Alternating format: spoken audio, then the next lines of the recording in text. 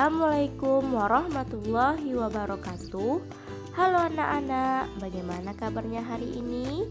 Apakah anak-anak ibu dalam keadaan sehat? Semoga kalian semua dalam keadaan sehat ya. Nah anak-anak, kali ini kita akan belajar mengenai materi wujud benda pada kelas 3, tema 3, subtema 2, pembelajaran ke-1. Oke anak-anak, sebelum kita memulai pembelajaran, marilah kita membaca doa terlebih dahulu. Berdoa dimulai. Berdoa selesai. Nah, apakah anak-anak ibu semua sudah siap untuk mengikuti pelajaran hari ini? Tentunya siap dong. Nah anak-anak, sekarang coba kalian perhatikan benda-benda yang ada di sekeliling kalian. Ada benda apa saja anak-anak? Ya betul, ada meja, kursi, buku, pena, dan lain sebagainya. Nah anak-anak, sekarang coba kalian sebutkan benda-benda yang berawalan huruf S. Ada benda apa saja anak-anak? Yap betul, ada sirup, sapu, sepatu, sekop, dan tentunya masih banyak lagi ya anak-anak. Nah anak-anak, tadi anak-anak sudah menyebutkan berbagai macam jenis benda yang ada di sekitar anak-anak semuanya. Nah sekarang ibu mau bertanya, apakah anak-anak ibu tahu apa yang dimaksud dengan benda? Tidak ada yang tahu? Oke. Nah, sebelum ibu menjelaskan materi yang akan kita pelajari hari ini, ibu mau kalian semua membaca wancana yang ada di video berikut ini.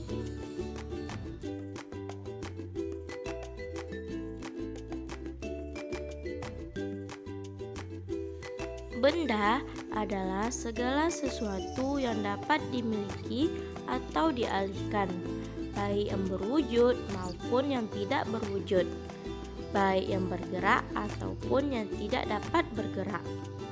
Nah anak-anak, manusia itu tidak dapat lepas dari benda di sekitarnya. Keberadaan benda dapat mempermudah manusia untuk melaksanakan aktivitasnya. Anak-anak, di sekitar kita ini terdapat benda yang tercipta secara alami atau benda yang tercipta secara buatan. Maksud benda yang tercipta secara alami yaitu benda yang secara langsung diciptakan oleh Allah. Contohnya seperti batu, tanah, dan pasir. Sedangkan benda buatan adalah benda yang dibuat dengan campur tangan manusia atau dengan bantuan mesin. Contohnya seperti mobil, buku, gunting, dan lain sebagainya. Nah, anak-anak tahu tidak bahwa benda yang ada di sekitar kita pasti memiliki wujud.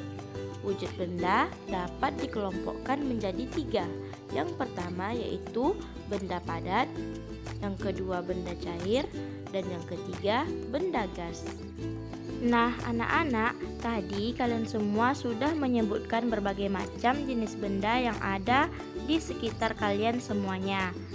Nah sekarang ibu akan menggolongkan jenis benda yang kalian sebutkan tadi ke dalam golongannya. Nah coba kalian perhatikan gambar berikut ini. Di sini ada gambar batu, pintu, dan papan tulis. Ketiga gambar tersebut tergolong ke dalam benda padat.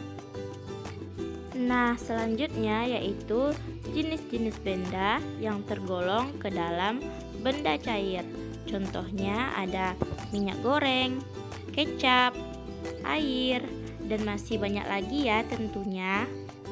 Nah anak-anak, dari sekian banyak jenis benda yang kalian sebutkan tadi, ibu tidak melihat satupun jenis benda yang tergolong ke dalam benda gas. Nah mungkin anak-anak belum ada yang tahu. Oke, sekarang ibu akan jelaskan apa saja jenis-jenis benda yang tergolong ke dalam benda gas.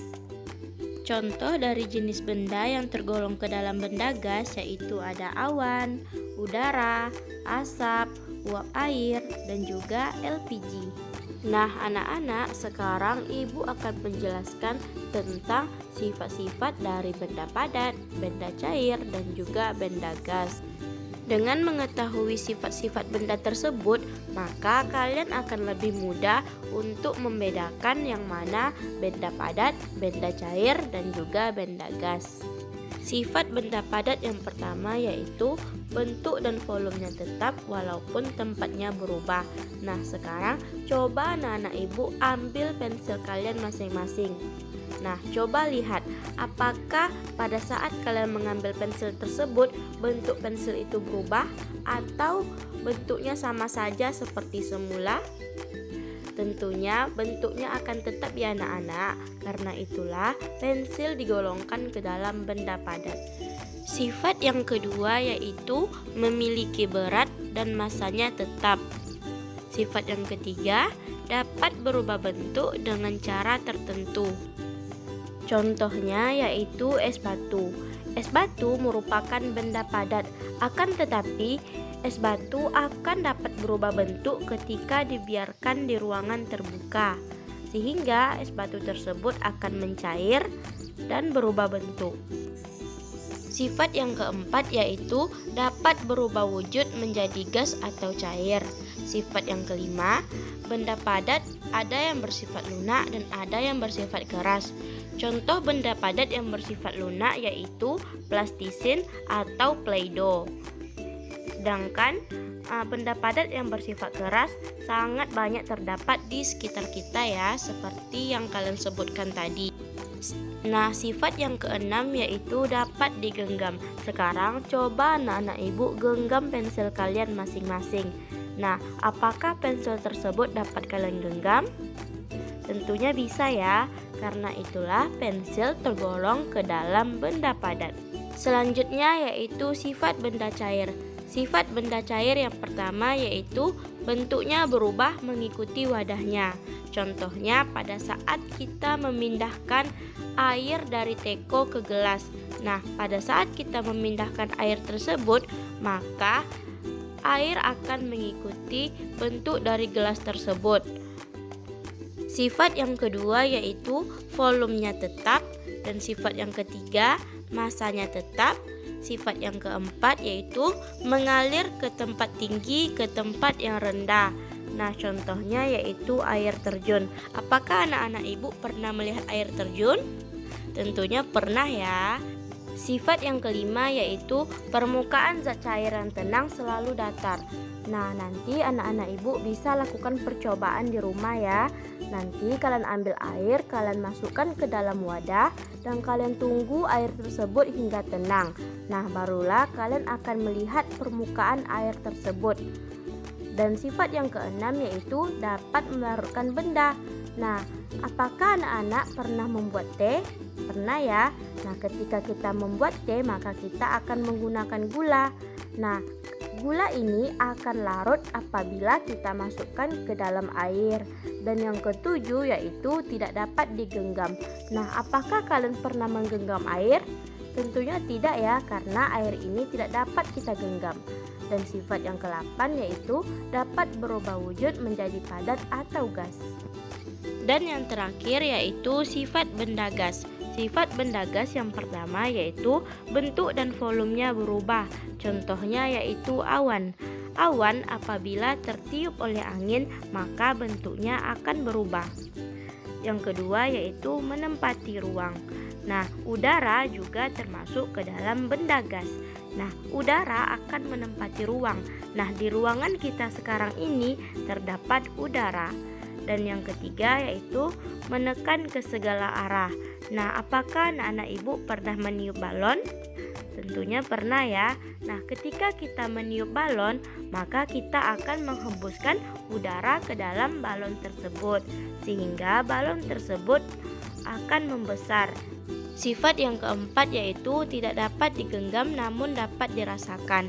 Nah, anak-anak, kita tidak akan pernah dapat menggenggam udara. Akan tetapi kita akan bisa merasakannya. Dan sifat yang kelima yaitu dapat berubah wujud menjadi cair atau padat. Dan sifat yang keenam yaitu tidak dapat dilihat. Namun ada juga benda gas yang dapat kita lihat. Contohnya seperti asap atau awan. Nah, bagaimana anak-anak? Apakah kalian semua sudah mengerti? Kalau sudah mengerti, sekarang ibu akan membagi kalian menjadi beberapa kelompok. Nah, masing-masing kelompok ibu minta untuk menuliskan berbagai macam jenis benda yang terdapat di sekitar kita. Kemudian, kalian golongkan benda tersebut berdasarkan golongannya, serta kalian buat alasan kalian mengapa kalian menggolongkan benda tersebut ke dalam golongan itu. Dan untuk kelompok yang sudah siap, maka ibu minta untuk maju ke depan mempresentasikan hasil kelompoknya. Sebelum menutup pembelajaran hari ini, ibu ada sebuah teka-teki. Ada sebuah benda tak terlihat namun dapat tercium, tak dapat ditangkap namun dapat dirasakan. Apakah itu? Sekian pembelajaran kita pada hari ini. Kita ucapkan dengan membaca Alhamdulillahirobbilalamin. Assalamualaikum warahmatullahi wabarakatuh.